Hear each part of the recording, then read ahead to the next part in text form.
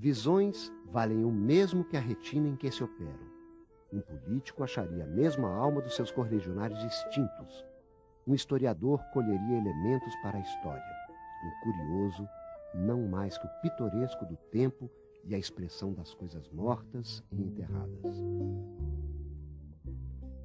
Assim sugere Machado de Assis a infinidade de olhares possíveis a quem queira apreciar, em uma parte importante de sua obra, a paisagem humana, social e política do Brasil da segunda metade do século XIX. Publicada na imprensa na década de 1890, quando Machado já desfrutava de prestígio como escritor e jornalista, e reunida no livro Páginas Recolhidas em 1899, a crônica O Velho Senado é uma peça de memória. Machado revive o antigo parlamento brasileiro e uma galeria de protagonistas extintos, símbolos de uma época em que o Brasil construía as bases de seu projeto como nação.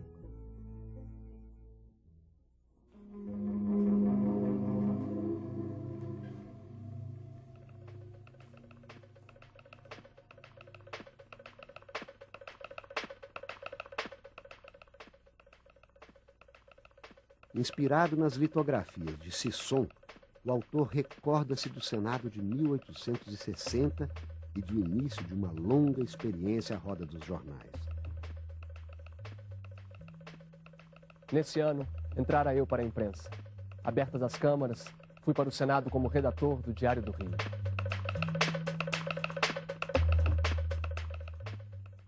A crônica começa com essa lembrança do Machado do que era o trabalho dele como correspondente, como jornalista responsável em cobrir para o Diário do Rio de Janeiro as sessões do Senado.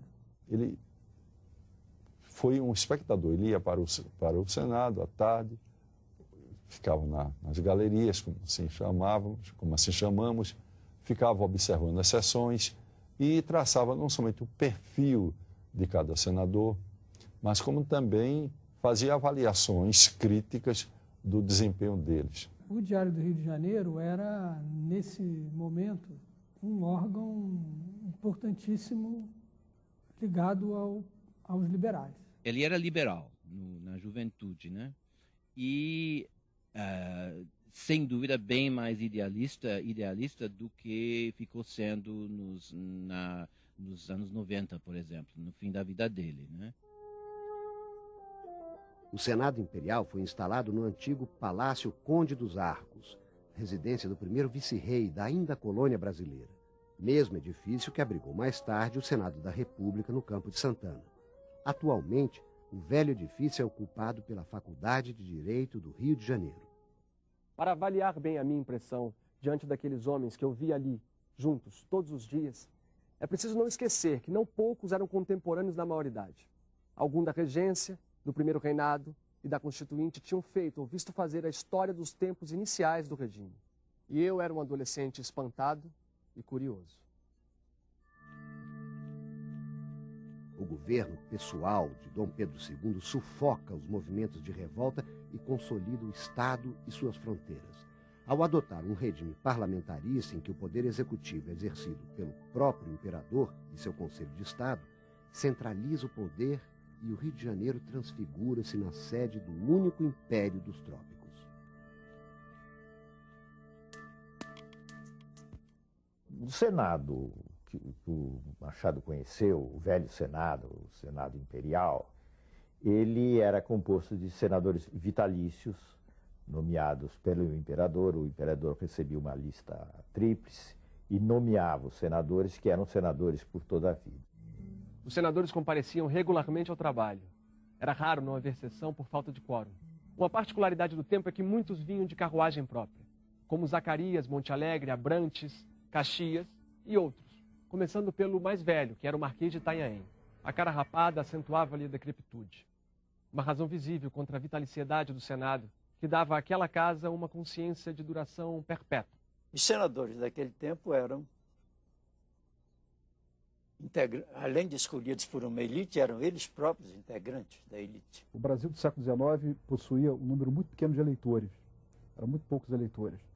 pela Constituição de 1824, o eleitorado brasileiro era definido por critérios censitários, a partir de limites de renda que eram muito claros. Quer dizer, havia um limite mínimo de renda para a pessoa poder votar, havia outro limite de renda superior para o votante se transformar em eleitor.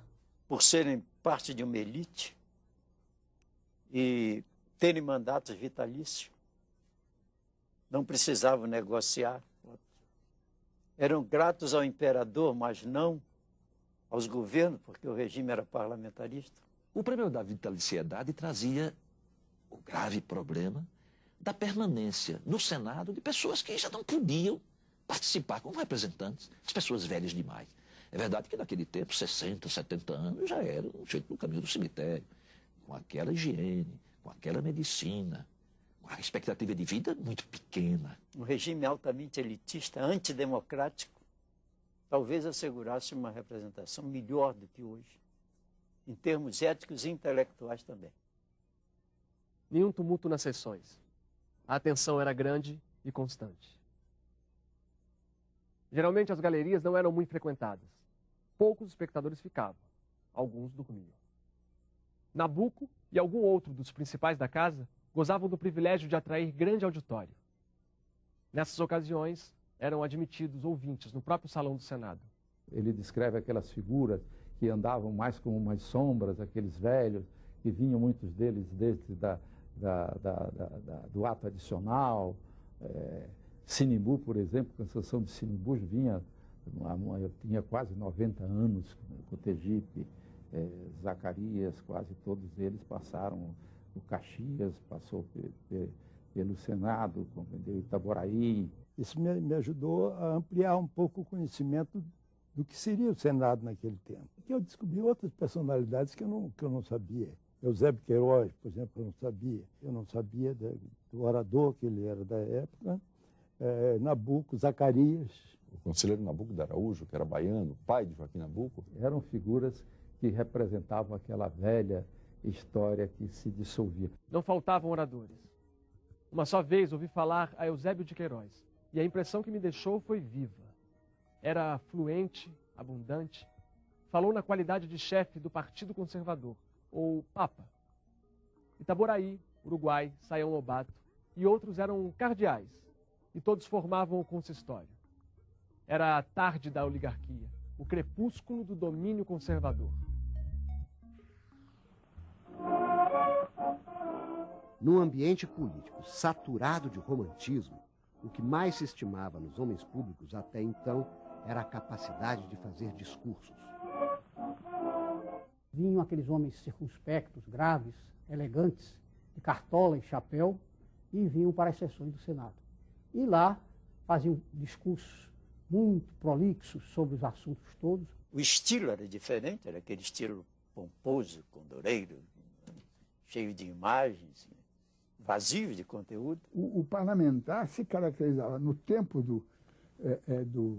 no tempo do Machado de Assis e até meados do século passado como um tribuno. Ele tinha que saber falar. No tempo de Machado, por exemplo, você assumia uma oratória. Você não podia ir para a tribuna de forma a desgastar a língua e os seus princípios. Como observador nas galerias, Machado também testemunhou momentos históricos do parlamento. Assistiu ao triunfo oratório de José Maria da Silva Paranhos, quando este foi ao Senado em defesa da sua atuação nas delicadas questões do Rio da Prata. Paranhos foi demitido e, aberta a sessão parlamentar, cuidou de produzir a sua defesa. Era 13h quando o presidente deu a palavra ao senador por Mato Grosso. Eram 21h quando ele acabou. Estava como no princípio. Nenhum sinal de fadiga nele, nem no auditório que o aplaudiu. Foi uma das mais fundas impressões que me deixou a eloquência parlamentar. A partir do Diário do Rio de Janeiro, Machado inicia uma longa trajetória na imprensa como jornalista e crítico dos costumes da corte. Entre a publicação de peças de teatro, críticas literárias, contos, poesias e seus mais famosos romances, escreveu para o Diário do Rio, entre os anos de 1861 e 1867, uma série de crônicas, comentários da semana, ao acaso e cartas fluminenses. Entre 1883 e 1896, na Gazeta de Notícias publica suas séries mais famosas: Bons Dias, Balas de Estalo e A Semana.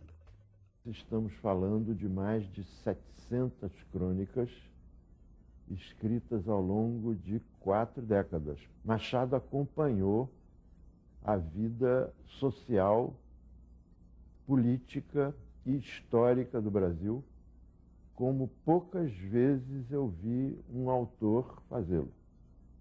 De maneira que tudo o que acontecia na sociedade brasileira daquela época não escapou ao olhar vigilante e quase sempre irônico de Machado de Assis.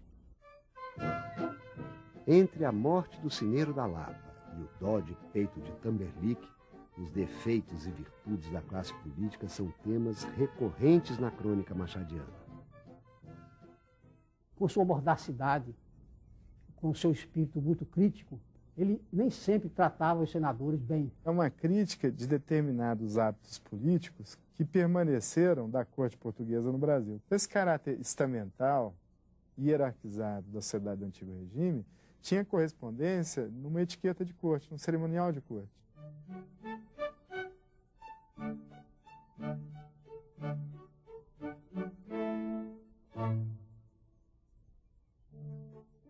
É tão bom ter uma cadeira no Senado.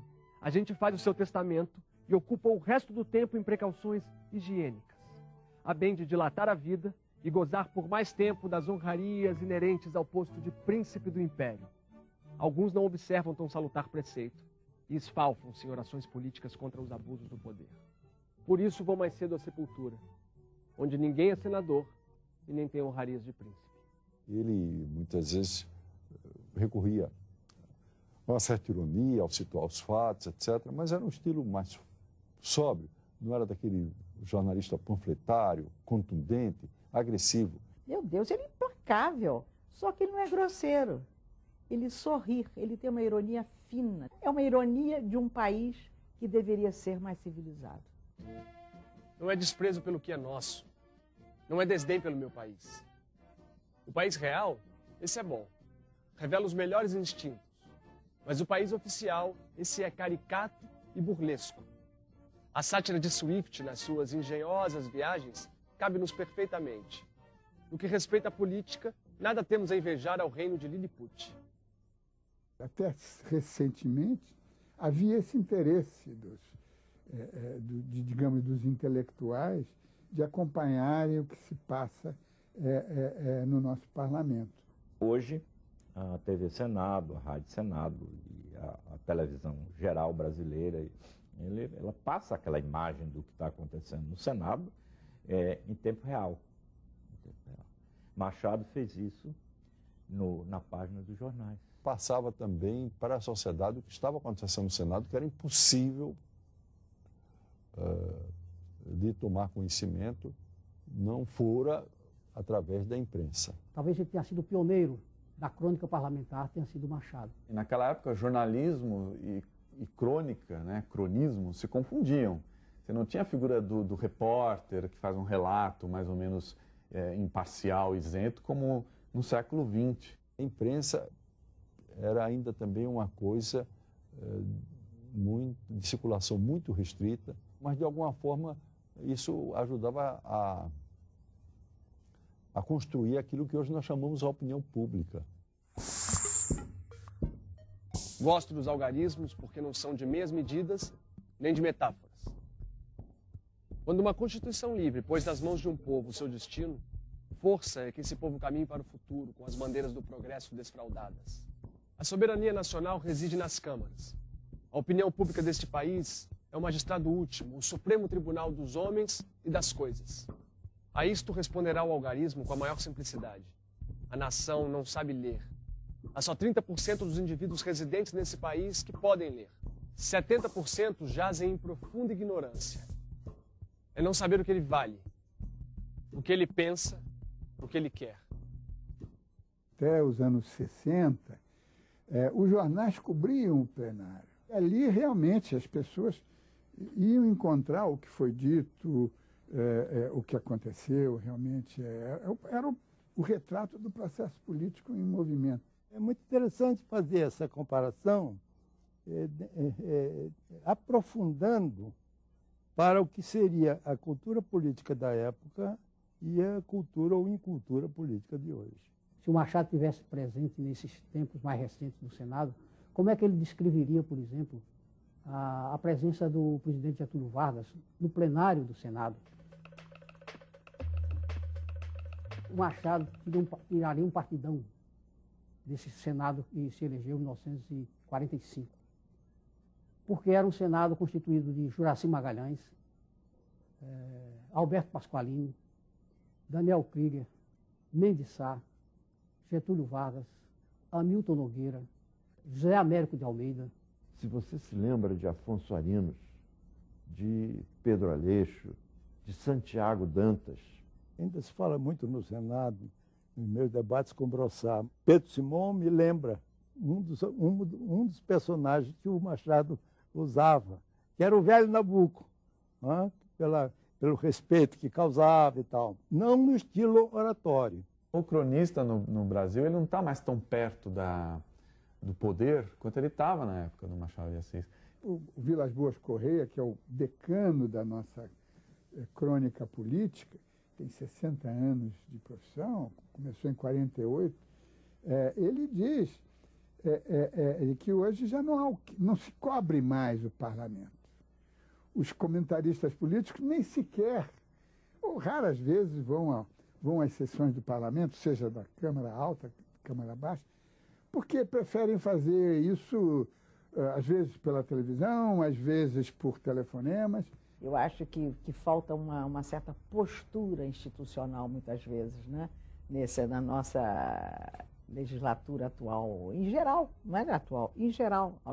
Então, eu penso que a democracia não justifica a ausência de modos, de elegâncias, de boa oratória. Esse rito, essa majestade do processo da representação política, isso tinha que ser resgatado para que houvesse, digamos, novos interesses. E um grande romancista novo encontrasse, ou um grande cronista, encontrasse razão de ir lá e descrever a crônica do parlamento. Ele hoje estivesse vivo, eu tenho a impressão que a crônica política seria um motivo de grande diversão para ele.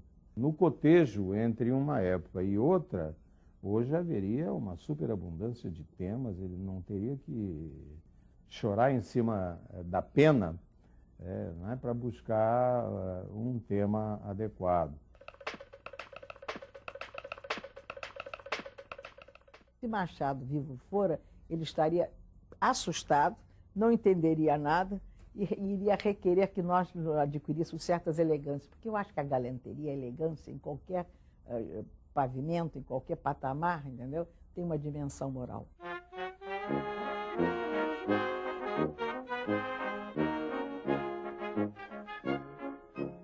Uma coisa é a carta, outra coisa é o discurso.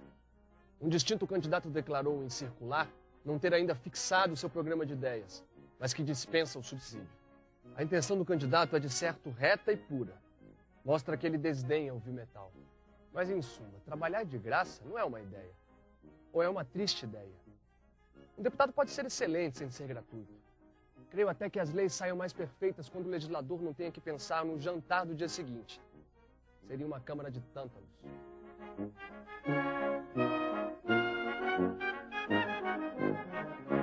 Um legislador, uma legisladora, que agora já temos mulheres igualmente, não na medida desejada, né? Ele tem que saber que ele também é um defensor fazer apologia de uma elegância cívica. Isso acho que nos falta muito, muito, muito.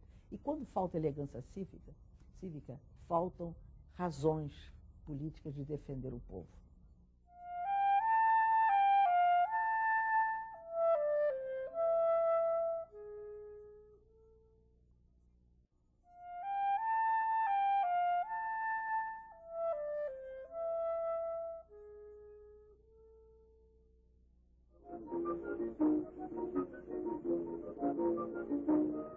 A imprensa, a literatura e a convivência com a elite política e intelectual de sua época foram fundamentais na vida e na obra do escritor. Ninguém sabe o que sou quando rumino. A figura de Machado sempre me provoca uma indagação. Como é que um homem como Machado, que era mestiço, gago e epilético, e pobre, com esses 4 handicaps, conseguiu ser depois o maior escritor brasileiro de todos os tempos? Existe muito pouca informação concreta e comprovável sobre os primeiros 15, 20 anos do Machado de Assis, né? A gente sabe que ele nasceu em 1939, que os pais dele trabalhavam na Chácara Livramento, que a dona da chácara era a madrinha dele, mas a gente não sabe, por exemplo, exatamente onde ele estudou, porque não existe um registro histórico. Ele cresceu numa situação de dependência. Por mais que a família dele nunca tenha sido, o que tudo indica, uma família miserável, ao qual faltaram necessidades básicas de sobrevivência, ele teve acesso a algumas coisas. O pai dele era assinante do Almanac Le Maire, que era uma publicação da corte, lida por poucas pessoas. Você imagina, naquela sociedade, 80% das pessoas eram analfabetas. O pai dele não era um analfabeto, né? O Machado, com 15 anos, já mostra domínio do francês. Esse conhecimento pessoal que ele tinha dessas relações paternalistas, do favor, né, tanto ensinaram ao Machado a agir por dentro das regras dessa sociedade, quanto certamente o ajudaram a ter uma visão crítica dessa sociedade. Ele é um produto daquele Rio de Janeiro que ainda é escravocrata, mas que já começa a ver a formação do que hoje a gente chama de classe média. Existia certa mobilidade social na época do Segundo Reinado. O Machado conhecia as relações sociais da sociedade brasileira do século XIX, o modo de exercer o domínio senhorial, a dependência pessoal, essa humilhação a qual os dependentes estavam sempre submetidos, fossem escravos, pessoas pobres, por experiência própria. Ele era um modesto, filho de uma família pobre. Ele, para sobreviver, precisava de um emprego. Porque simplesmente viver da venda de livros, aquilo não garantia a sua subsistência. Os jornais ainda não eram jornais, estavam enraizados na sociedade. Os jornais nasciam, os jornais desapareciam, e ele ali e acolá migrava de um jornal para outro em função de demandas. Machado ele era tradutor, dramaturgo, mas foi o jornalismo que criou o caminho para ele se tornar Machado de Assis. Ele logo é aceito na tipografia do Paula Brito, né, que depois passa à imprensa nacional. Machado fez uma carreira no funcionalismo público, desde o final dos anos 60, como funcionário do Diário Oficial, depois no Ministério da Agricultura. 2 pilares da atividade do Machado, o jornalismo e o funcionalismo público, são atividades que não eram apenas emprego ou um exercício de redação literária, no caso do jornal, né? O que havia, de fato, era a crença dele na importância dessas 2 atividades. Ele tinha uma visão muito idealista, voluntarista, convicta mesmo sobre a importância da imprensa nesse processo. Não só ele, mas vários outros jornalistas com os quais ele trabalhou muito de perto, compartilhavam essa ideia de que o papel fundamental da imprensa era formar um público cidadão, capaz de formar opinião e de intervir no debate político. Houve uma coisa que fez tremer as aristocracias mais do que os movimentos populares. Foi o jornal. Hóstia social da comunhão pública. Depois uma reflexão. Um braço que se ergue, um palácio que se invade, um sistema que cai. Escritor funcionário público no Brasil não é uma exceção. Ao contrário, numa certa época era uma regra. O que era excepcional era o fato de que o Machado de Assis era um bom funcionário público. Ele vai galgando degraus como funcionário público, ele vai ganhando notoriedade como escritor, como tradutor, como jornalista. Machado ele viu um mundo muito mais agitado e interessante do que a gente normalmente pensa. Era uma sociedade culturalmente agitada, intensa, inquieta. quer dizer, fornecia material para uma pessoa como Machado, com a visão aguda que ele tinha, de crescer intelectualmente. Luta de atletas, luta de pés, luta de cavalos. Agora vamos ter uma luta de escaleres. Uma regata em Botafogo, à maneira inglesa. Uma nova companhia equestre e o teatro lírico. E digam-me se essa população não está ameaçada de morrer de uma indigestão de prazeres. Vive-se nas ruas, nos teatros, nos circos, um turbilhão. Ele teve contato com os melhores intelectuais do seu tempo. A geração dele é uma geração brilhante, né? Que tem Rui Barbosa, que tem Joaquim Nabuco, que tem Olavo Bilac, que tem Graça Aranha, Euclides da Cunha, né? E ele viu uma sociedade se transformando, quer dizer, ele pega um Rio de Janeiro escravocrata, depois vem o período da abolição, depois vem a decretação da República. O Rio de Janeiro, quando ele cresce, é iluminado a lampiões movidos a azeite, né? E quando ele morre, já tinha bonde elétrico, já tinha carro, já tinha cinema.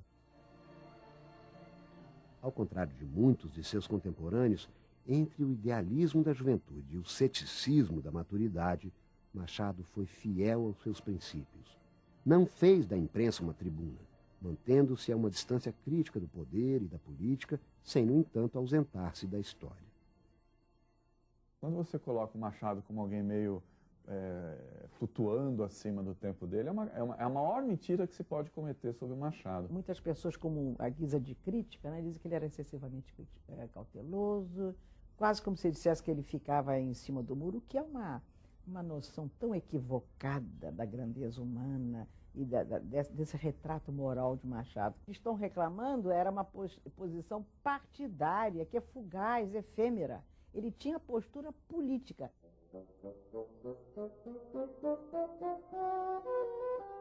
O que há de política?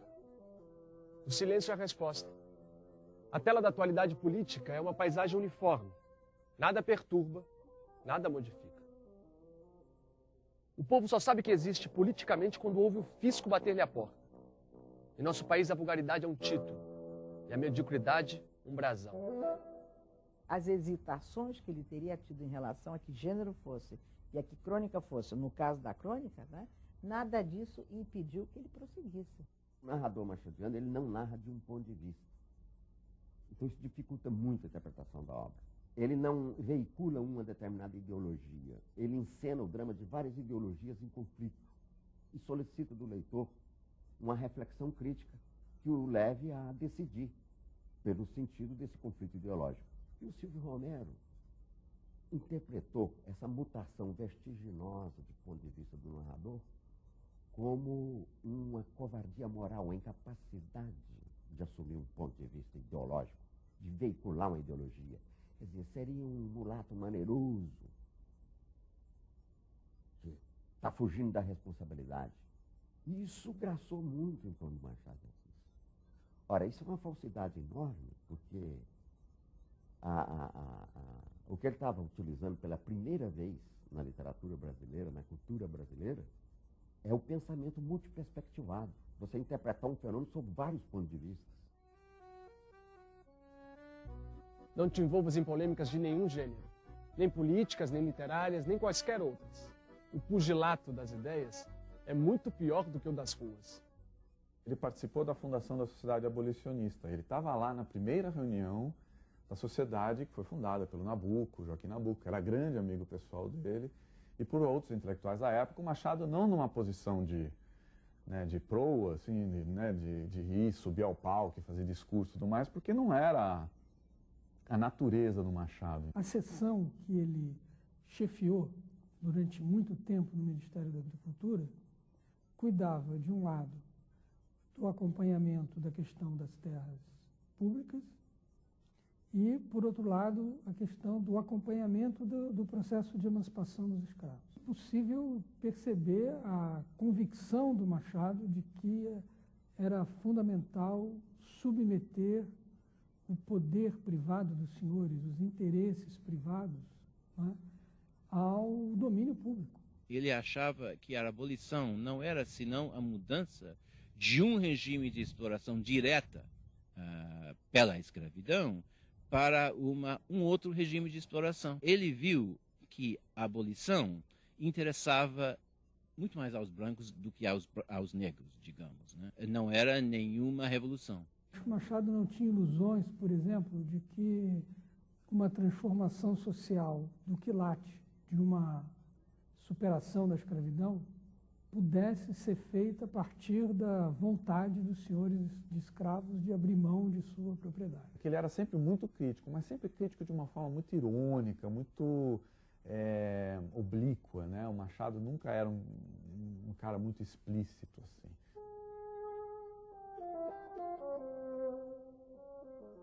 Bons dias. Eu pertenço a uma família de profetas après coup, pós-facto, depois do gato morto.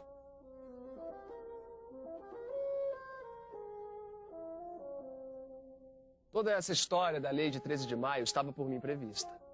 Tanto que na segunda-feira, antes mesmo dos debates, tratei de alforriar o molecote que tinha. No dia seguinte, chamei Pancrácio e disse-lhe com rara franqueza: "Tu és livre. O meu plano está feito. Eu quero ser deputado. Os homens puros, grandes e verdadeiramente políticos não são os que obedecem à lei, mas os que se antecipam a ela. Dizendo ao escravo, és livre, antes que o digam os poderes públicos, sempre retardatários, trôpegos e incapazes de restaurar a justiça na terra, para a satisfação do céu." Ele chega a dizer uma frase que deixou indignada muita gente aqui no Rio de Janeiro. Ele disse que foi abolido o preto, falta abolir o escravo. A abolição era muito bem-vinda, mas ela era uma parte do trabalho, né? O negócio era você criar uma sociedade que gerasse empregos e que assimilasse essas pessoas no que hoje a gente chama de cidadania. Até hoje a gente não consegue a tal inclusão social. Machado já falava disso lá atrás, né? 140 anos atrás, né? Houve sol, e grande sol naquele domingo de 1888, em que o Senado votou a lei que a regente sancionou, e todos saímos à rua. Sim, também eu saí à rua. Eu, o mais encolhido dos caramujos. Também eu entrei no préstito, em carruagem aberta. Todos respiravam felicidade, tudo era delírio. Verdadeiramente foi o único dia de delírio público que me lembro ter visto. O período mais frutífero do Machado, como cronista, ele viveu na Gazeta de Notícias, né? Nos anos 80. Foi um período de grandes conflitos políticos, de guerra do Paraguai, enfim, de debate entre republicanos e monarquistas. José Galante de Souza, o grande bibliógrafo de Machado de Assis, encontrou uma série de crônicas anônimas na Gazeta de Notícias, justamente dos anos 1888 e 89. São as crônicas de Bons Dias. Eram principalmente anônimos. Na época, ninguém desconfiou que fosse Machado. E ele tomou algumas medidas concretas para que as pessoas não soubessem. O que ele estava dizendo, embora debaixo de uma ironia muito profunda e muito fina, eram coisas que muitas pessoas não queriam ouvir, né? Ele não podia ser visto como antirrepublicano. Naquela época não era nem bem visto, era perigoso. E Machado foi denunciado depois, acho que em 94, ele foi denunciado como monarquista, né? Então ele tinha que tomar muitos cuidados. Vossa Excelência terá desejo de saber quem sou. Diloei em poucas palavras. Se a velhice quer dizer cabelos brancos, se a mocidade quer dizer ilusões frescas, não sou moço nem velho. Estou tão longe da infância como da decrepitude. Não sou alto nem baixo. Não sou votante nem eleitor. Quanto às minhas opiniões políticas, tenho duas. Uma é impossível, a outra realizada. A impossível é a República de Platão. A realizada, o sistema representativo. Se a gente verificar a Europa, a queda das monarquias com a implantação das repúblicas, então a gente verifica que é um momento extraordinário de emancipação, onde vem a ascensão do terceiro estado da burguesia, onde vem a limitação do poder, por exemplo, da aristocracia, uma grande conquista social. Mas no Brasil não. Machado percebeu que no Brasil a burguesia não cumpriu esse papel de desestabilizar, por exemplo, a aristocracia e dar um avanço em conquistas sociais. Machado era o que se chamaria na época monarquista liberal. Ele não era republicano, mas ele também não era conservador. E ele queria que a monarquia, o regime de Dom Pedro II, o segundo reinado, evoluísse para uma coisa mais liberal, sem escravidão, etc, etc. Ele era evolucionista nesse sentido, né? Ele achava que o mais adequado para o Brasil era uma monarquia constitucional, né, ao estilo inglês, né, com parlamento, com liberdade de expressão plena e tudo mais, não uma monarquia absolutista francesa. Ele achava que o Dom Pedro II, depois de uma certa idade, quando começou a viajar muito, a ficar muito ausente, que a Isabel tinha que assumir, se tornar rainha e fazer o terceiro reinado. Eu peço aos deuses que afastem do Brasil o sistema republicano, porque esse dia seria o do nascimento da mais insolente aristocracia que o sol jamais alumiou. Ele, tal como o Joaquim Nabuco, se assustou um pouco quando veio o golpe dos republicanos e a República se instalou no Brasil e acabou logo aceita e assimilada, né? A República até hoje é um mistério, né? Um sistema político de mais de 100 anos, de 60 anos, né? 22 até 89, quer dizer, portanto, 77 anos, cai em menos de 48 horas, de 24 horas. O imperador desce de Petrópolis, chega no Paço, é comunicado, quase que imediatamente se dirige ao Cais Farrux, pega o barco lá, é levado para o navio e vai embora. Quer dizer, nenhuma reação, nada. Quer dizer, foi a derrubada de regime mais fácil da história da humanidade. Quem tinha uma vocação revolucionária dizia que ele era um reacionário, dentro da formação ideológica do tempo. Você fala muito no pessimismo do Machado, né? Ele tem o pessimismo da inteligência, não que ele não acredite no otimismo da vontade, né? Mas ele tem o pessimismo da inteligência. Ele escreveu uma crônica, e nessa crônica ele colocou uma frase que é a seguinte: o problema do Brasil não é monarquia nem república, é oligarquia absoluta.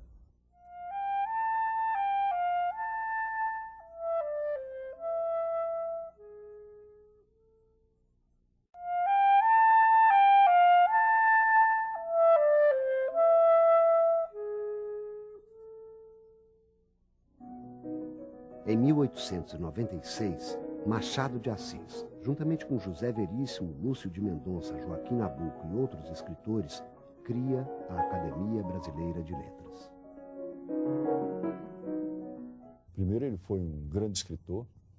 Em segundo lugar, ele foi uma pessoa que teve uma preocupação com a vida política do país. E, em terceiro lugar, ele foi uma grande personagem também no campo cultural. O que vai ajudando a forjá-lo, né, é a complexidade brasileira. Esses primeiros esboços da nossa nacionalidade, nós precisamos nos definir melhor como nação. Ele era uma pessoa preocupada com o país, com as suas instituições. Há grandes discussões políticas, discussões civilizatórias, podemos dizer isso. Para que lado vai esse país? Que país era aquele? É um projeto cultural no Brasil. Tanto é verdade que origina-se desse projeto cultural o nascimento, a criação da Academia Brasileira de Letras. Ideias estavam surgindo e os jovens brasileiros estavam muito instados a se pronunciar. Daí, essa proliferação de jornais. No Brasil, o jornalismo sempre foi um caminho para o escritor construir sua carreira, né? O jornalismo é uma literatura sob pressão da hora, do espaço e do tempo, mas não deixa de ser uma literatura. Aí está porque passaram aqui pela academia grandes jornalistas, a começar pelo Rui, que era jornalista, pelo Aníbal Freire, pelo Múcio Leão, pelo Joaquim Nabuco, pelo Ortegésio de Ataíde, Antônio Calado, Odilo Costa Filho, até mais recentemente, Barbosa Lima Sobrinho. Carlos Castelo Branco foi grande repórter político, grande comentarista político, grande cronista político e que acabou na academia. Otto Lara Rezende, esse foi repórter político. A coluna do Castelo no JB era uma espécie de recado permanente para a área política, que levava em consideração. Um híbrido de jornalismo e literatura. A originalidade da crônica brasileira e as gerações de escritores que a cultuaram subverteram o tempo e os preconceitos e a consolidaram como um gênero literário que tem em Machado uma referência absoluta. A crônica é um gênero que desenvolveu-se muito no Brasil e existe até hoje no Brasil, mas é de origem francesa. O feuilleton, você traduziria diretamente como folhetim. O jornal tinha aquela parte noticiosa, né?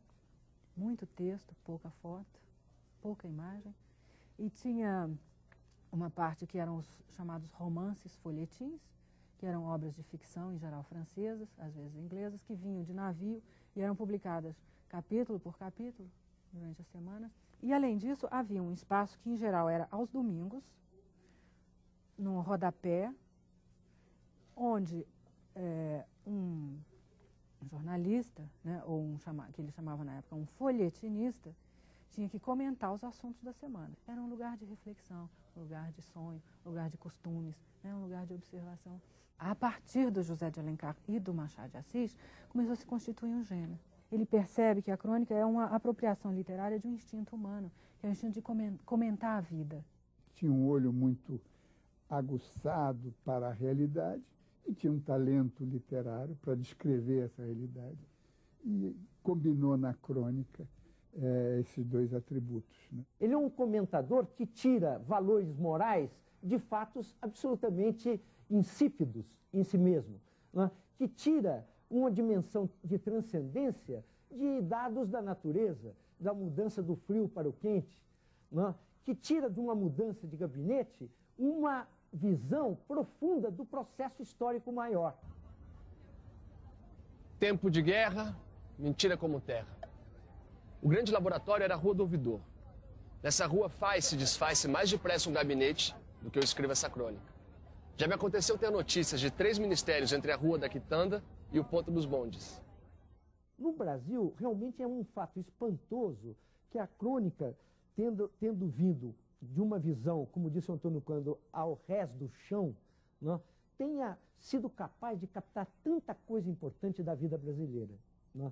Não só em termos do nosso modo de ser, das nossas manias, dos nossos vícios, né, e dos nossos sentimentos mais sem nome, mas também captar a alta poesia que ela é capaz de captar muitas vezes. Isso nunca constituiu um gênero, e hoje constitui, é um gênero. Você vê livros de crônicas, né? Existe um formato, existe o cronista por excelência, que é o Rubem Braga. Ele foi só cronista, né? Ele não tem romance, ele não tem conto, não tem poesia, ele é o cronista por excelência. E ele é o auge, assim, quer dizer, eu acho que foi ele o grande paradigma, né? Mas tudo vem ali, né? De toda essa história. Todos os cronistas modernos beberam, né? Bebem no Machado de Assis. Por ser um gênero muito democrático, né? Quer dizer, muito aberto, tudo, né? Você pode fazer na crônica.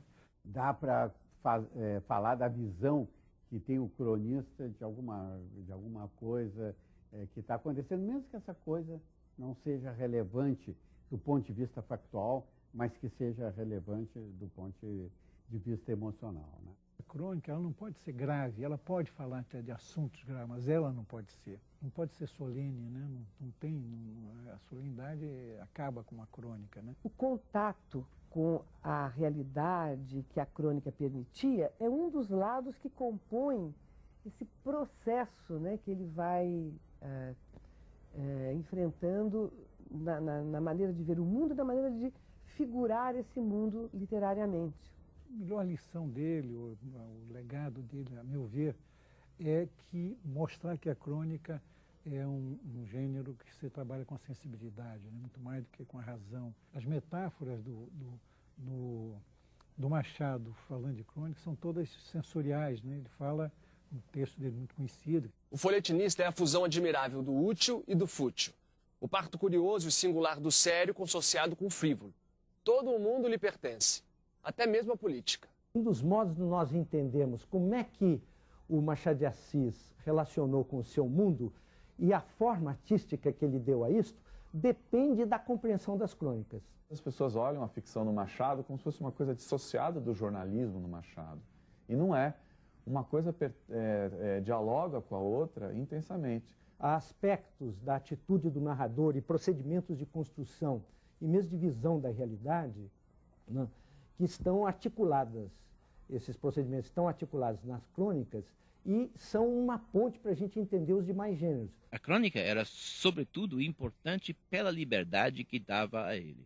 Quando você lê os primeiros romances, por exemplo, os romances dos anos 70, às vezes são bastante chatos, porque Machado tinha que se ater a uma regra, a uma convenção, a um romance como se devia escrever. A crônica ela é importante no Machado como técnica e ela é importante como captação de um mundo que se transforma cada vez mais de uma forma acelerada. Crônica você pode ser mais brincalhão, você pode ser mais irônico. Ele acompanha essa aceleração do tempo, que significa a chegada das modernidades, né?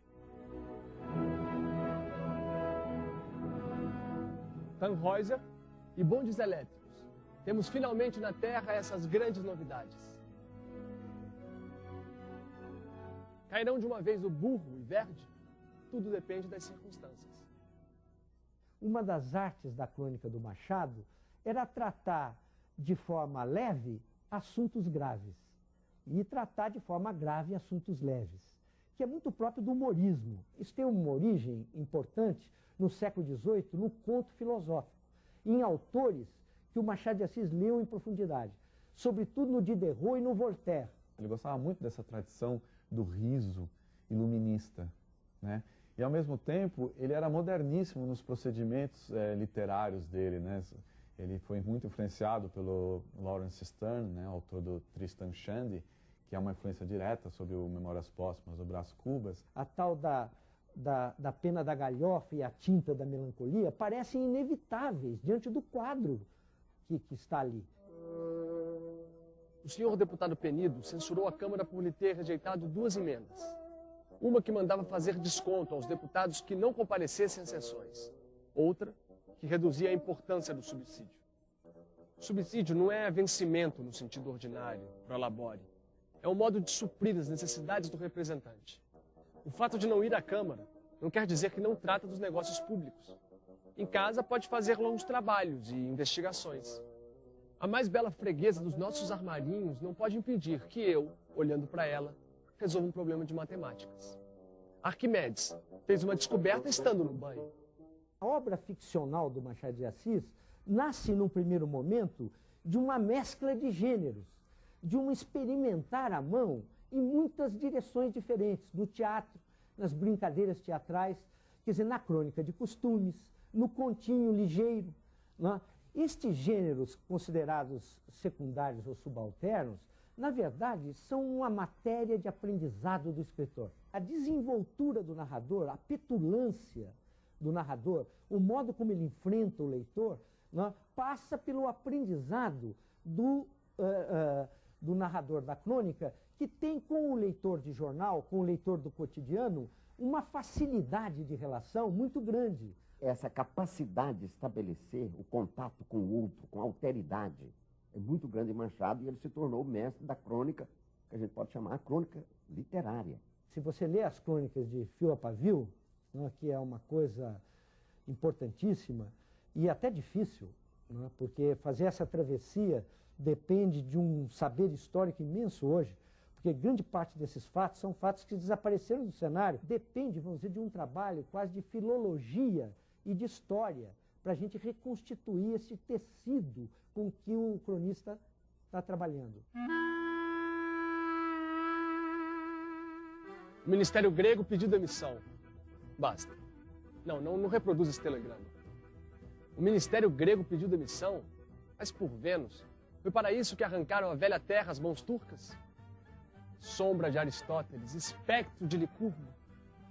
Legisladores, chefes de governo, filósofos, políticos. Acaso sonhaste jamais com esta imensa banalidade? Oh, 1000 vezes a dominação turca. Horrível de certo, mas pitoresca. Ele pratica uma espécie, como eu disse num ensaio de anos atrás, de metafísica de quinquilharias, compreende? E ele é capaz de captar com isso também, os solavancos da vida política brasileira, porque ele nunca reconhece de imediato a grandiosidade dos fatos políticos que estão dados na página do jornal. Esta reconsideração é uma reorganização da matéria. Essa reorganização é uma leitura profunda da experiência histórica. Eu, quando vejo um ou dois assuntos puxarem para si todo o cobertor da atenção pública, deixando os outros ao relento, dá-me vontade de os meter nos bastidores, trazendo à cena tão somente a raia miúda, as pobres ocorrências de nada. A velha anedota, o supapo casual, o furto, a facada anônima, a estatística mortuária, o noticiário, em suma. É que eu sou justo e não posso ver o fraco esmagado pelo forte. Não gosto que os fatos, nem os homens, se me imponham por si mesmos. Os fatos, eu é que usei de declarar transcendentes. Os homens, eu é que usei de aclamar extraordinários. O Machado e o Zé de Alencar, que começam praticamente o gênero, passam de fato uma tocha, né, que se transmite depois ao França Júnior, né, Manuel Antônio de Almeida, e que vai adiante, depois na literatura finissecular, com o Olavo Bilac, né, os parnasianos, que escrevem crônicas também, e que vai passando, né, para os simbolistas, né, o Raul Pompeia. Houve um grande poeta modernista, né, que não tenha sido também um grande cronista. Antes de ir adiante, é preciso saber a ideia que faço de um legislador e a que faço de um salteador. O legislador é o homem deputado pelo povo para votar os seus impostos e leis. É um cidadão ordeiro. Redige, discute, vota as regras do governo, os deveres do cidadão, as penas do crime. O salteador é o contrário. O ofício deste é justamente infringir as leis que o outro decreta. Tem por gosto, prática e religião tirar a bolsa aos homens e, se for preciso, a vida. Foge naturalmente aos tribunais e, por antecipação, aos agentes de polícia. Uma espingarda, um punhal, olho vivo, pé leve e mato. Pouca literatura do mundo pôde contar com um escritor tão agudo, com uma vivacidade tão grande, né, capaz de tirar de quase nada dessa matéria misturada do cotidiano valores que nos trazem, que nos obrigam à reflexão até hoje. Imaginai com que alvoroço li esta notícia de uma de nossas folhas. Na Grécia, foi preso o deputado Tales e expediu-se ordem de prisão contra outros deputados por fazerem parte de uma quadrilha de salteadores que infesta a província de Tessália. Sim, essa mistura de discurso e carabina, esse apoiar o ministério com um voto de confiança às 2h da tarde e espreitá-lo às 5h, à beira da estrada, para tirar-lhes o resto do subsídio, não é comum nem rara, é única. As instituições parlamentares não apresentam em parte nenhuma esta variante. Não é o fato dele estar adiante no seu tempo, mas o fato dele nos ajudar a pensar o nosso próprio tempo, pela capacidade que ele tem de transmitir a complexidade do dele.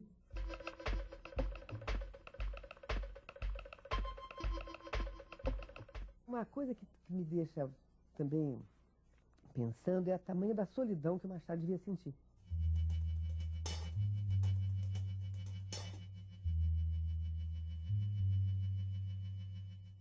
Machado é um homem complexo por isso. É que ele acabou questionando o seu tempo, questionando a sua sociedade, questionando a validade dominante da sua época, e foi capaz de pensar isso de uma maneira realmente extraordinária, porque talvez seja o homem mais solitário que já houve no Brasil. Não há nenhum escritor até hoje que tenha se preocupado tanto com todas as instituições brasileiras e submeteu essas instituições a uma análise crítica rigorosa. Eu acho que esse é um desafio que o Machado deixa para o futuro, né? E para nós, observadores da política no contexto contemporâneo. É fundamental olhar para esse mundo a partir da perspectiva das galerias. Eu sempre digo, se Machado de Assis existiu, o Brasil é possível. Ou seja, o Brasil não tem direito a ser um fracasso, a fracassar.